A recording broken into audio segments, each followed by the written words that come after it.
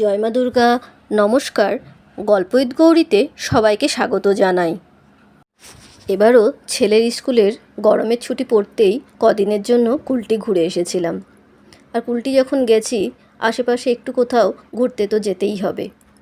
অনেক দিন পর আবার তাই মনে হলো যে এবার কল্যাণেশ্বরী আর মাইথনটা ঘুরে আসি। তাই একদিন দুপুরে খাওয়া দাওয়ার পর 4টের সময় বেরিয়ে পড়লাম মাইথন আর কল্যাণেশ্বরীর উদ্দেশ্যে। আমরা মে মাসে কুলটিতে গেলেও খুব একটা গরম তখনও পড়েনি, বেশ ভালোই ওয়েদারটা ছিল। তাই 4টের সময় আমরা বেরিয়ে পড়লাম। তখন হালকা হালকা রোদের তাপটা আছে, পৌঁছাতে পৌঁছাতে রোদটা চলে যাবে।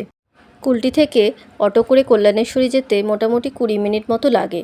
বরাকর হয়েই আমরা কল্যাণেশ্বরী যাচ্ছি।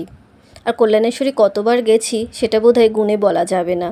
ছোটোবেলায় বাড়িতে যখনই কেউ বেড়াতে আসতো তাকে নিয়ে কোথায় যাব, মাইথন আর কল্যাণেশ্বরী। এইভাবে যে মাইথন আর কল্যাণেশ্বরী কতবার ঘুরেছি তার কোনো ঠিক নেই।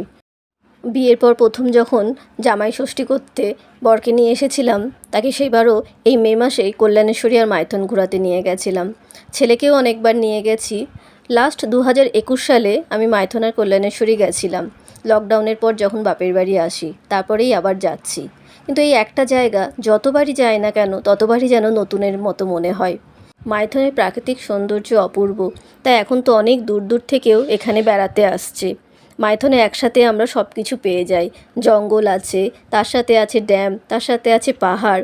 এত ভালো লাগে এই জায়গাটা এলে, মন ভরে যায়। একটা সময় আমরা প্রতি বছর এখানে পিকনিক করতে আসতাম। ডিসেম্বর মাস এলেই মনে হতো যে এই তো সময় আসছে, একদিনকে কল্যাণেশ্বরী আর মাইথন ঘুরতে যেতে হবে। হয় টিউশনের সাথে কখনো পিকনিকে এসেছি, বা কখনো মা বাবার সাথে এই মাইথন আর কল্যাণেশ্বরী ঘুরে যেতাম।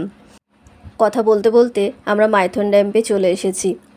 এখানে যখনই আসবো মনে হয় আগে একবার বোটিং করি, তারপর মনে হয় না ওই দিকে চলে যাই যেখানে নিচে দিয়ে ড্যামটা দেখা যাবে।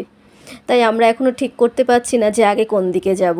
দূর থেকে পাহাড়গুলো দেখা যাচ্ছে। প্রথমে আমরা যেদিকে বোটিং করা হয় তাই সেদিকেই গেলাম। ওখানে গিয়ে দেখি এখনও বেশ ভালো রোদের তাপ আছে। তাই ভাবলাম এই রোদের মধ্যে জঙ্গলে চলে যায়, যেখানে রোদের তাপ অনেক কম থাকবে। এই দিকটাও এত সুন্দর লাগছে যে যেতেই ইচ্ছে করছে না। পরিষ্কার জল দেখে সত্যিই সবার নামতে ইচ্ছে করে। তাই আমার ছেলে নেমেই পড়লো, আমারও ইচ্ছে করছে একটু নামতে। কিন্তু একটু পরেই আমরা জঙ্গলের দিকে চলে যাব, তাই পাড়েই দাঁড়িয়ে আছি, পা ভেজালাম না।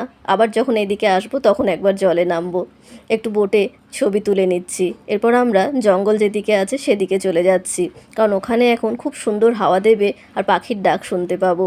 এখান থেকে খুব সুন্দর ড্যামটা দেখা যায়।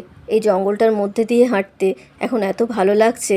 বাইরে যেখানে রাস্তা দিয়ে এলাম কি রোদ, আর এই যে জঙ্গলের মধ্যে ঢুকে গেছি, এখন কিন্তু রোদের একটু লেশমাত্র নেই।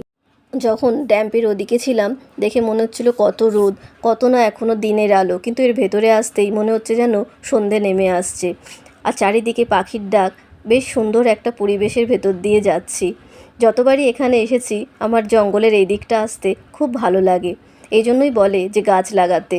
এই রোদের মধ্যেও এই ভেতরটা কি শান্তি, আর বেশ ঠান্ডা একটা জায়গা উপভোগ করছি। এতবার এদিক ওদিক ওঠানামা করেছি যে সবাই হাঁপিয়ে গেছি, তাই এখানে একটু বসে পড়লাম। ওই যে দূরে ড্যাম্পের গেটগুলো দেখা যাচ্ছে, এটা দেখার জন্য এখানে আসা। আগে অনেকটা কাছে যাওয়া যেত, এখন চারিদিক ঘিরে দেওয়া হয়েছে, তাই দূর থেকে এটা দেখা যায়। আমরা যখন ছোটোবেলায় আসতাম তখন এই ডিসেম্বর মাসে এখানে চারিদিকে মেলার মতো অনেক কিছু বসতো।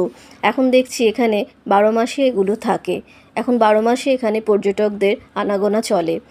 এখানে সামনেই একটা পার্ক আছে, কিন্তু এখন ওই পার্কটা বন্ধ আছে। ওটা আরেকটু সন্ধ্যের পর খুলবে। তাই এখানে আর অপেক্ষা না করে আমরা এখন চলে যাচ্ছি বোটিং করতে। অনেকক্ষণই এখানে ছিলাম, এবার বোটিং করার জন্য আবার ওই সাইডেই যাচ্ছি। কিন্তু এখান থেকেও এখন যেতে ইচ্ছা করছে না, এত সুন্দর হাওয়া চলছে, কিন্তু ওই যে আবার জলটাও টানছে। মাইথনে এলে এটাই হয়, জলের দিকে থাকবো না জঙ্গলে থাকবো বোঝা যায় না, যেখানেই যাবে সেখানেই ভালো লাগবে। বোটিং করার জন্য চলেও এসেছি। মাইথনে যতবারই এসেছি নৌকায় চেপেছি, তাই এবার ঠিক করেই এসেছিলাম যে এবছর আমরা স্পিড বোটে চাপবো। ছেলের অনেক দিনের ইচ্ছে ছিল। 2021 সালে যখন আসি ওকে নৌকায় চাপিয়েছিলাম, তখনই ওর মামা বলেছিল যে পরের বার যখনই আসবো আমরা স্পিড বোটে চাপবো। আমরা নিজেরা 4 জনের জন্যই একটা বোট নিলাম। এখানে শেয়ারও করা যায়, আবার নিজস্ব বোটও নেওয়া যায়। এই জলের মধ্যে অনেকগুলো জায়গা ঘোরার আছে। আমরা লক গেট অবধি যাব। অনেকে সবুজ দ্বীপও যায়। এক একটা জায়গা যাওয়ার এক একটা রেট আছে। এখান থেকে এটা বেশিক্ষণ লাগবে না, ওই 10-15 মিনিট মতোই জলে থাকবো। কিন্তু এই জলে থাকাটা আমার কাছে বেশ ভয়ের। চারিদিকে শুধু অথই জল, আর দূরে একটু পাড় দেখা যায়, ওপরে ব্রিজ। এটার মধ্যে দিয়ে যেতে মজা খুবই লাগছিল, কিন্তু সাথে ভয়ও লাগছিল, কারণ সাঁতার জানি না। আর এই অথই জলের মাঝখান দিয়ে এখন আমরা যাচ্ছি, আর তার সাথে স্পিড বোটের সেই রকম আওয়াজ, আর পুরো রাস্তা যেন কাঁপতে কাঁপতে যাচ্ছে। এখানে এসে বোটটাকে একটু দাঁড় করিয়েছে চারিদিকটা দেখার জন্য। আমরা এখন মাইথন ড্যামের মাঝখানে আছি, যেখানে যে কত জল আছে তার ঠিক নেই। বেশ কিছুক্ষণ এখানে দাঁড়িয়ে থাকার পর বোটটা আবার চলতে শুরু করলো, তখন ভালো লাগলো। এত জল দেখে বেশ ভয় করছিল। এবার আমরা আমাদের লক গেটের কাছে চলে এসেছি। এই জল ভ্রমণে এটাই আমাদের দর্শনীয় স্থান, এই লক গেট। ওই যে দেখা যাচ্ছে দূর থেকে। আমরা জলের ছবি তুলছিলাম, তখন স্পিড বোটের দাদা বলল, ওই যে আপনাদের লক গেট যেটা দেখতে এসছেন। তাই ওটার ছবি ভালো করে তুলে নিলাম। একটা স্টিল ছবি তুলে ভালো করে জিনিসটা দেখিয়ে দিই। এখন পাড়ের কাছাকাছি চলে এসেছি। এবার বেশ ভালো হর্ন বাজিয়ে বুঝিয়ে দেবে যে আমরা এবার নেমে পড়বো। খুব ভালো মজাও হলো, ভয়ও যেমন লাগে মজাও তেমনি লাগলো। বোট থেকে নেমে সবারই একটু মাথা ঘুরতে শুরু করেছিল, তাই আমরা নেমে এখন এখানেই দাঁড়িয়ে পড়েছি। এত সুন্দর পরিষ্কার জল, সত্যি এটা দেখে একটু পানা ডুবিয়ে থাকা যায় না। আমার দাদা বসেই পড়েছে, আর মামা যা করবে ভাগ্নে তাই করবে, তাই এখন চললো মামার কাছে বসতে। আমিও আর জলে না নেমে থাকতে পারলাম না, আমিও এখানে একটু জলেই নেমেছিলাম। এবার এখন এখান থেকে আমরা কল্যাণেশ্বরী চলে যাব, কিন্তু কল্যাণেশ্বরী যাওয়ার আগে এই ড্যামটা আমরা হেঁটে পার হব। ড্যাম্পের ওপর দিয়ে হাঁটতে খুবই ভালো লাগে। চারিদিকে বেশ সুন্দর জলটা দেখা যায়, আর দূরে দূরে পাহাড়গুলো খুব সুন্দরভাবে বোঝা যায়। মেঘলা দিন থাকলে এত ভালো লাগে না, কিন্তু আকাশ যদি পরিষ্কার থাকে এই ড্যাম্পের ওপর দিয়ে হাঁটতে খুবই ভালো লাগে।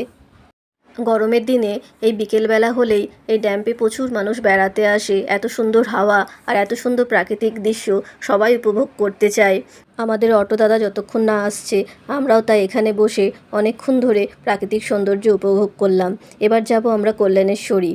এই ব্লগে মাইথন ড্যাম অবধিই রাখছি, কল্যাণেশ্বরীটা একেবারে আলাদা একটা ব্লগে দেখাবো। আপনাদের মাইথন ঘোরা কেমন লাগলো অবশ্যই জানাবেন। ভালো লাগলে লাইক শেয়ার কমেন্ট করবেন, আর সবাই খুব ভালো থাকবেন।